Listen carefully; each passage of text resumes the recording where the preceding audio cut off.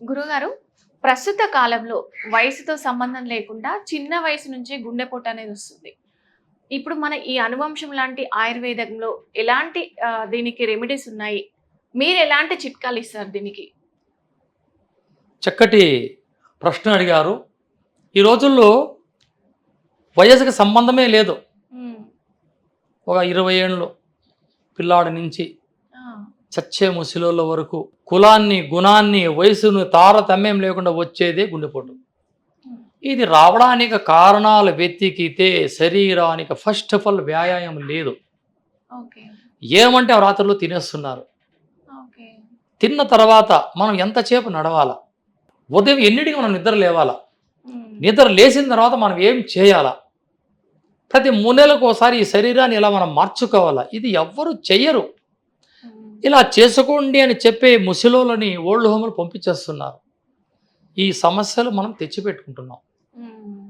ఈ అమ్మ తోబుట్టు లాంటి ఈ దేవునితో చెప్పాడు ఆయుర్వేదం లేక మనం అడుగు పెడితే ఎన్నో సూచనలు ఇస్తుంది ఈ అమ్మ లాంటి ఆయుర్వేదం. యాహ్! ఇది ఆయుర్వేదం అంటే దుంపలు, మూలికలు తినేది కాదండి ఆయుర్వేదం.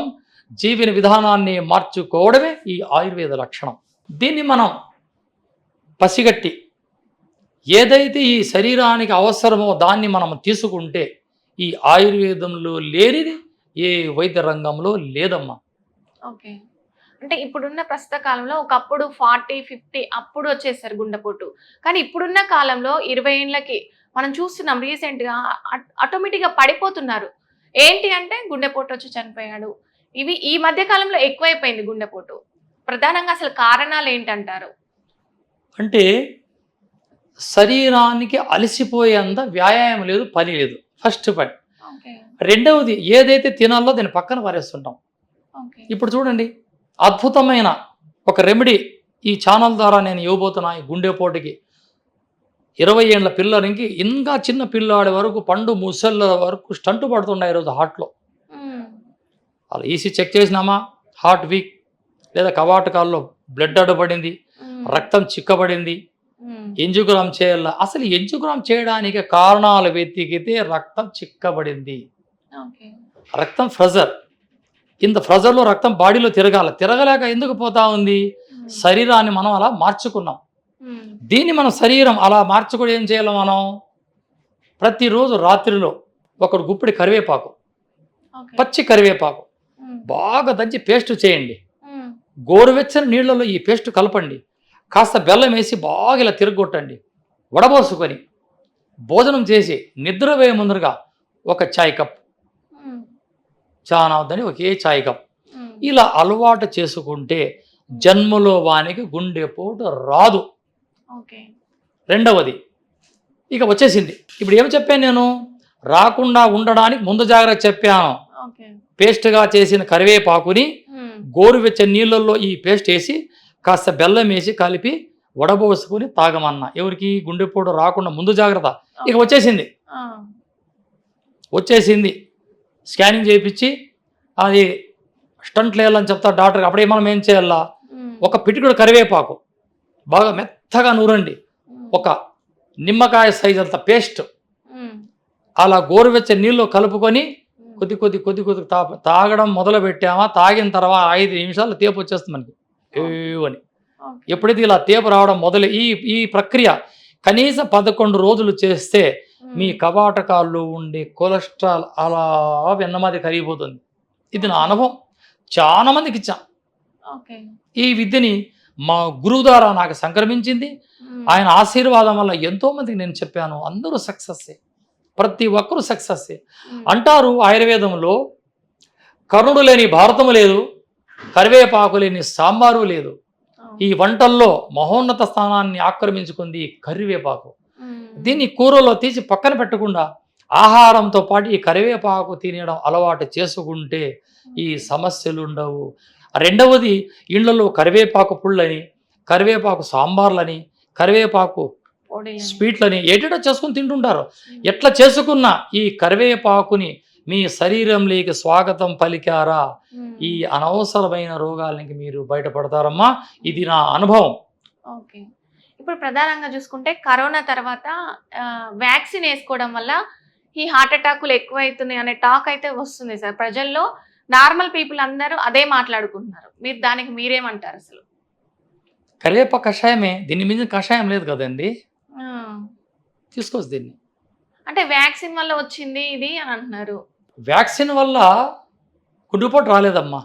ఈ నా 40 ఏళ్ళ అనుభవంగా, ఈ 4 సంవత్సరాలుగా నాకు వచ్చిన పేషెంట్ల నుంచి ఈ వ్యాక్సిన్ వల్ల పురుషుల్లో మగతనం కోల్పోతున్నారు, మధుమేహం మొదలవుతోంది. ఓకే. 2, 1 మగతనం కోల్పోవడమా, 2వది మధుమేహం రావడమా, ఇది 2 జరుగుతుండే. ఓకే.